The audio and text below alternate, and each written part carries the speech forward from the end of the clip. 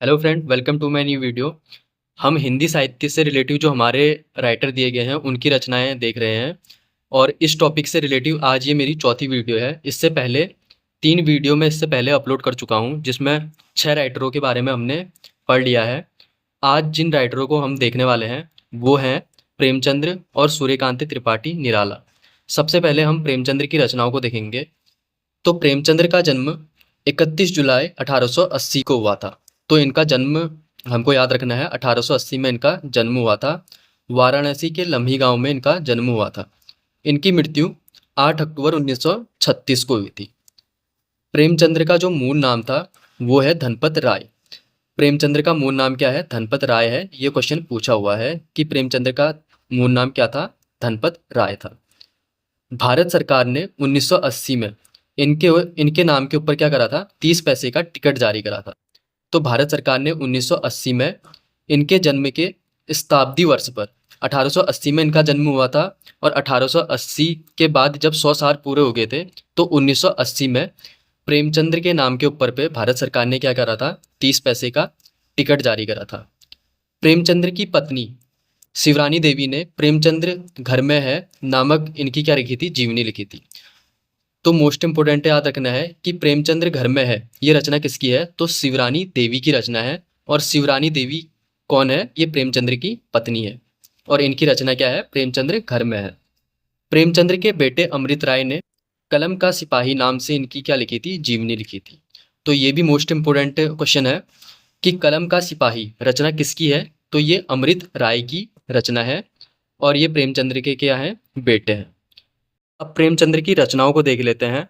इनकी रचनाओं के अंतर्गत सबसे पहले इनके द्वारा लिखे गए उपन्यासों को देखेंगे। तो सबसे पहले हम देखेंगे कि प्रेमचंद्र का पहला उपन्यास कौन सा था। तो प्रेमचंद्र का जो पहला उपन्यास था वो प्रेमा था।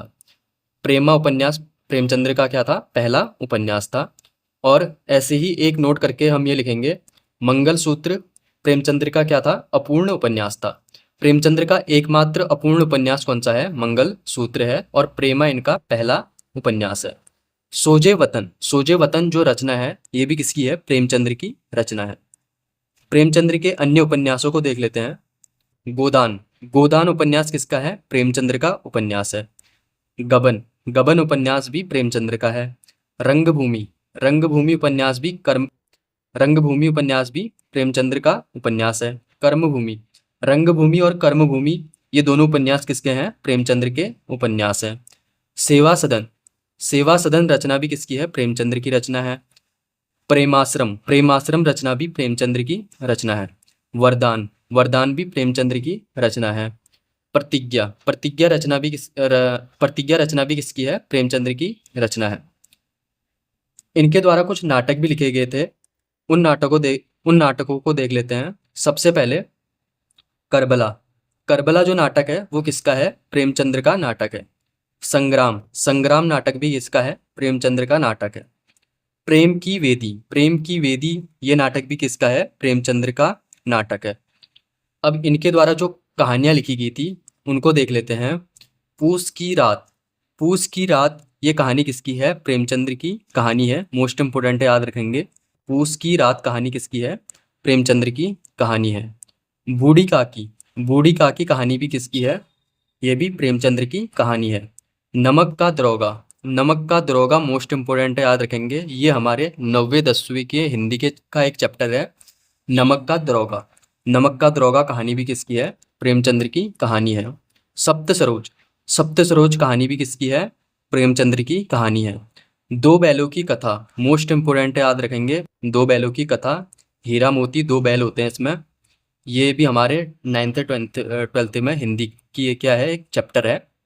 ये रचना भी किसकी है? प्रेमचंद्र की रचना है। पंच परमेश्वर ये कहानी भी किसकी है? प्रेमचंद्र की कहानी है। शतरंज के खिलाड़ी रचना भी किसकी है? ये भी प्रेमचंद्र की रचना है। प्रेम प्रतिज्ञा रचना भी किसकी है? प्रेमचंद्र की रचना है। बेटों वाली विधवा मोस्ट इंपोर्टेंट है, याद रखेंगे। बेटों वाली विधवा पूछा हुआ क्वेश्चन है कि बेटों वाली विधवा किसकी रचना है? तो ये किसकी रचना है? प्रेमचंद्र की रचना है। कफन रचना, गबन रचना, गोदान रचना ये सब किसकी रचनाएं हैं? ये प्रेमचंद्र की रचनाएं हैं। ईश्वरी न्याय रचना भी प्रेमचंद्र की रचना है। सज्जनता का दंड ये रचना भी किसकी है? प्रेमचंद्र की रचना है। ईदगाह रचना भी किसकी है? ये भी प्रेमचंद्र की रचना है। अगले जो राइटर हैं जिनके बारे में हम देखने वाले हैं वो है सूर्यकांत त्रिपाठी निराला। तो सूर्यकांत त्रिपाठी निराला से रिलेटिव जो क्वेश्चन बनते हैं और जो इनकी रचनाएं पूछी जाती है उनको हम देख लेते हैं।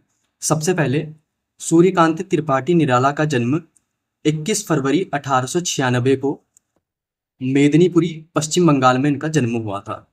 तो सूर्यकांत त्रिपाठी निराला का जन्म 1896 में पश्चिम बंगाल मेदिनीपुरी में इनका जन्म हुआ था और इनकी मृत्यु 15 अक्टूबर 1961 को हुई थी। 15 अक्टूबर 1961 में सूर्यकांत त्रिपाठी निराला की क्या हो गई थी? मृत्यु हो गई थी। अब जो इनसे रिलेटिव मोस्ट इम्पोर्टेंट चीज़ हमको याद रखनी है वो है कि इन्हें छायावाद का महेश कहा जाता है। तो छायावाद का महेश किसे कहा जाता है? तो सूर्यकांत त्रिपाठी निराला को क्या कहा जाता है? छायावाद का महेश कहा जाता है। इन्हें छायावाद का महाप्राण भी कहा जाता है और बसंत ऋतु का अग्रदूत भी कहा जाता है। इनसे रिलेटिव 3 क्वेश्चन तो यहीं पे बन गए कि छायावाद का महेश या महाप्राण किसे कहा जाता है। तो छायावाद का जो महेश या महाप्राण कहा जाता है वो किसे कहा जाता है? सूर्यकांत त्रिपाठी निराला को कहा जाता है। और बसंत ऋतु का अग्रदूत भी किसे कहा जाता है? सूर्यकांत त्रिपाठी निराला को कहा जाता है। 2 नंबर के क्वेश्चन तो हमारे यहीं पे बन गए कि छायावाद का महेश या बसंत ऋतु का अग्रदूत किसे कहते हैं? वो सूर्यकांत त्रिपाठी निराला को कहते हैं। अब सूर्यकांत त्रिपाठी निराला से रिलेटिव जो इनकी रचनाएं हैं वो देख लेते हैं। सबसे पहले सूर्यकांत त्रिपाठी निराला के काव्य संग्रह को देख लेते हैं। सबसे पहले भिक्षुक जो रचना है वो किसकी है? ये सूर्यकांत त्रिपाठी निराला की रचना है। जूही की कली, मोस्ट इंपोर्टेंट याद रखना है, जूही की कली रचना किसकी है? तो ये भी किसकी रचना है? निराला जी की रचना है। अनामिका रचना किसकी है? ये भी निराला जी की रचना है। पूछा हुआ क्वेश्चन है अनामिका रचना किसकी है? तो ये किसकी है? निराला जी की रचना है। कुकुरमुत्ता, मोस्ट इंपोर्टेंट याद रखना है, कुकुरमुत्ता जो रचना है वो भी किसकी है? निराला जी की रचना है। परिमल रचना भी किसकी है? निराला जी की है। बेला रचना भी किसकी है? निराला जी की रचना है। नए पत्ते जो रचना है ये भी निराला जी की है। गीतिका जो रचना है ये भी निराला जी की रचना है। अर्चना जो रचना है वो भी किसकी है? निराला जी की रचना है। आराधना, मोस्ट इंपोर्टेंट याद रखना है, आराधना रचना भी किसकी है? निराला जी की रचना है। नए पत्ते रचना भी किसकी है? निराला जी की रचना है। विधवा रचना भी किसकी है? निराला जी की रचना है। तोड़ती पत्थर, मोस्ट इंपोर्टेंट याद रखना है, तोड़ती पत्थर। अभी तक 2 या 3 एग्जामों में ये क्वेश्चन पूछ चुका है कि तोड़ती पत्थर किसकी रचना है? तो ये किसकी रचना है? सूर्यकांत त्रिपाठी निराला जी की रचना है तोड़ती पत्थर। अब जो सूर्यकांत त्रिपाठी निराला की जो उपन्यास है उनको देख लेते हैं। सबसे पहले अप्सरा उपन्यास किसका है? ये निराला जी का उपन्यास है। अलका, मोस्ट इंपोर्टेंट याद रखना है, अलका उपन्यास किसका है? तो ये निराला जी का उपन्यास है। प्रभावती रचना भी किसकी है? निराला जी की रचना है। निरुपमा रचना भी किसकी है? निराला जी की रचना है। चमेली रचना भी किसकी है? निराला जी की रचना है।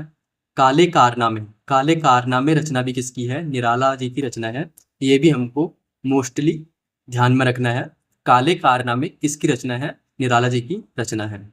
चोटी की पकड़ ये रचना भी किसकी है? निराला जी की रचना है। ये भी इम्पोर्टेंट है, चोटी की पकड़ किसकी रचना है? निराला जी की रचना है।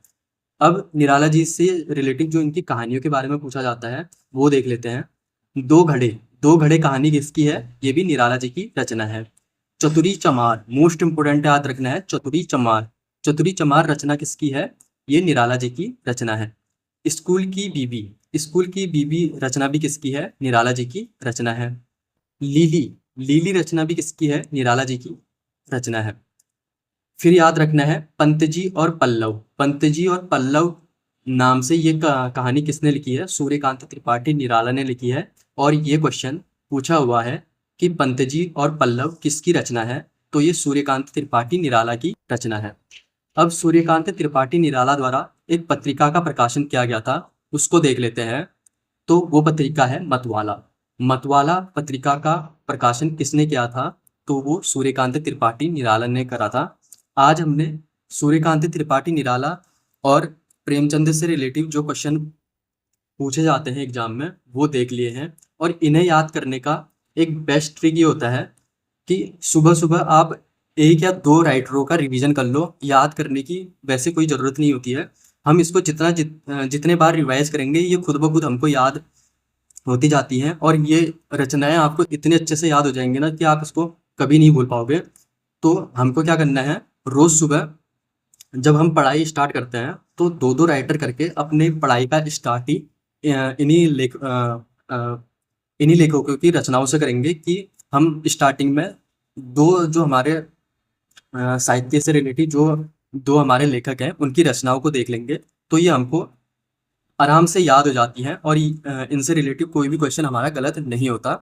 अब इससे आगे जो आने वाले दो राइटर होंगे उसके बारे में हम नेक्स्ट वीडियो में देखेंगे। Thank you.